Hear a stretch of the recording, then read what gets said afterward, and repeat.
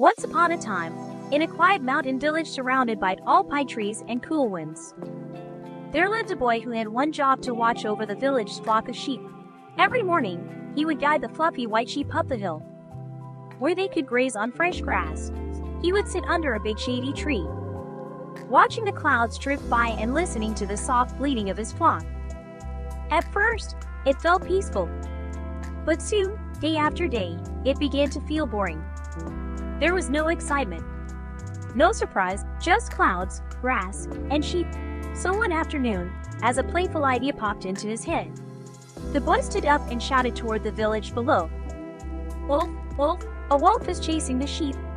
The villagers dropped everything and came running, holding sticks, rakes, and pots, ready to protect the flock.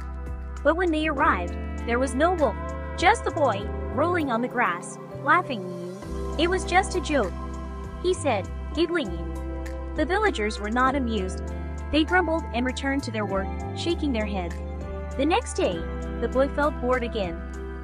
And once more, he called out, "Wolf, wolf," and again, the villagers came running up the hill. But there was no danger, just laughter, louder than before. "It's just so funny how fast you run," the boy laughed. This time, the villagers were angrier. Some told him to stop lying. Others said they wouldn't come again. But the boy only smirked.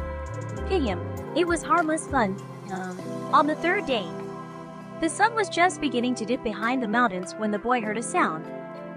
Low growling and rustling in the bushes. He turned, and there it was, a real wolf, with sharp teeth and glowing eyes, creeping toward the sheep. Terrified, the boy jumped up and screamed, "Wolf, wolf, please help! There's really a wolf!" But down in the village, no one moved. They had heard that voice before. They had run before, and they had been fooled twice, so they stayed where they were. The boy shouted until his voice cracked, but no one came.